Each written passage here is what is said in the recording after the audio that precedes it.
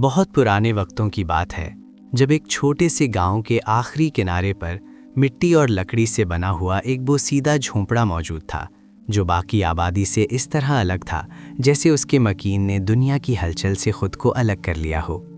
اسی جھونپڑے میں ایک بوڑھی عورت رہتی تھی جسے لوگ امام فقیرہ کے نام سے پکارتے تھے، مگر اس نام کے پیچھے کوئی شہرت یا عزت نہیں بلکہ صرف غربت اور تنہائی چھپی ہوئی تھی۔ عمر کے طویل سفر نے اس کے جسم کو کمزور کر دیا تھا اور وقت کے ساتھ اس کی کمر جھک چکی تھی، مگر اس کے دل میں اب بھی ایک عجیب سا اطمینان موجود تھا جو صرف صبر کرنے والوں کے حصے میں آتا ہے۔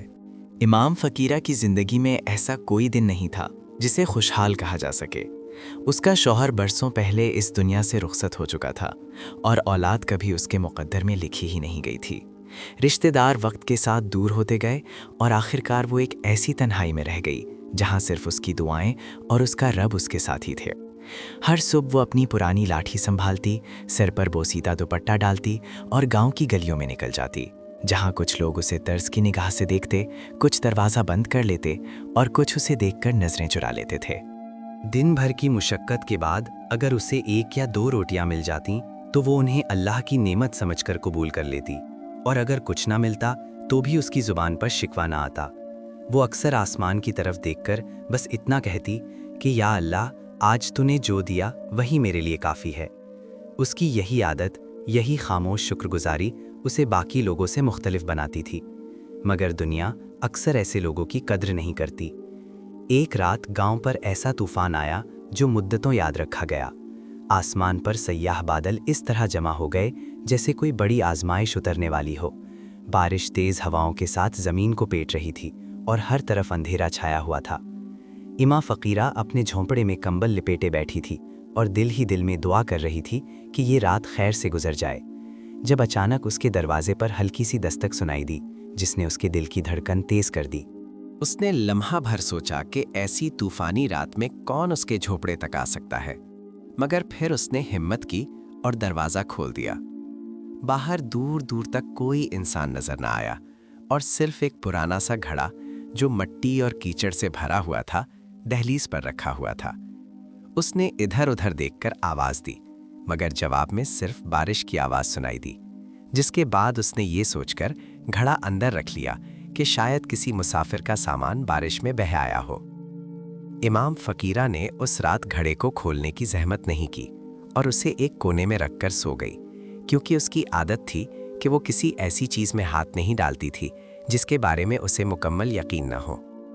صبح جب اس کی آنکھ کھلی اور سورج کی ہلکی روشنی جھونپڑے کے اندر داخل ہوئی تو اس کی نظر گھڑے پر پڑی اور وہ حیرت سے وہیں رک گئی، کیونکہ وہ گھڑا اب مٹی سے صاف ہو چکا تھا اور اس کے اندر چمکتے ہوئے سنہری سکے بھرے ہوئے تھے۔ کچھ لمحوں تک وہ خاموشی سے گھڑے کو دیکھتی رہی اور اس کا دل خوف اور حیرت کے درمیان جھولتا رہا، کیونکہ اس نے اپنی پوری زندگی میں اتنی دولت کبھی نہیں دیکھی تھی۔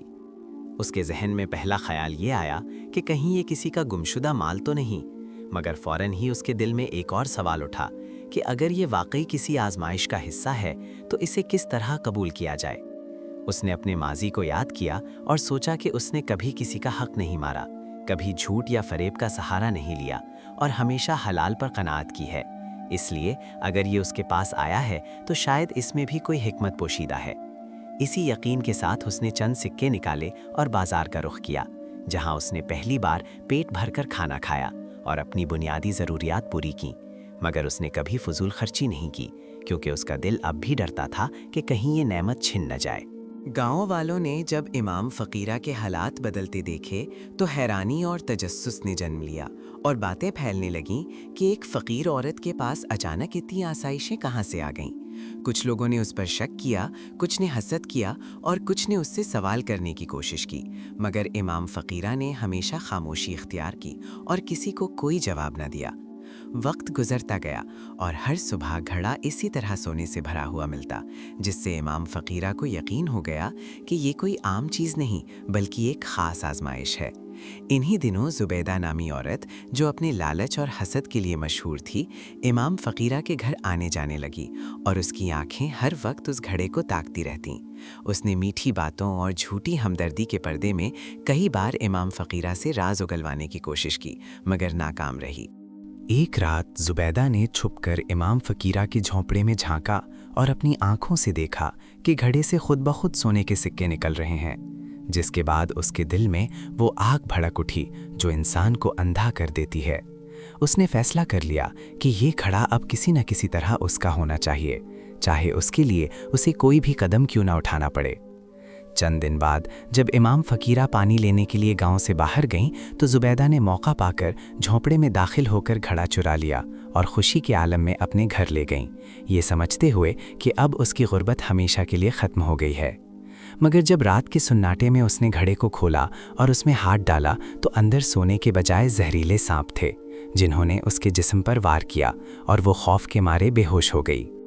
गांव में जब इस वाक़े की खबर फैली तो सब लोग हैरान रह गए और इमाम फ़कीरा के पास जमा हो गए, जहां उसने नहायत सुकून से सबको बताया कि ये घड़ा किसी इनाम का ज़रिया नहीं था, बल्कि एक आजमाइश थी जो नेक नीयत के लिए नेमत और लालच करने वालों के लिए अजाब बन जाती है।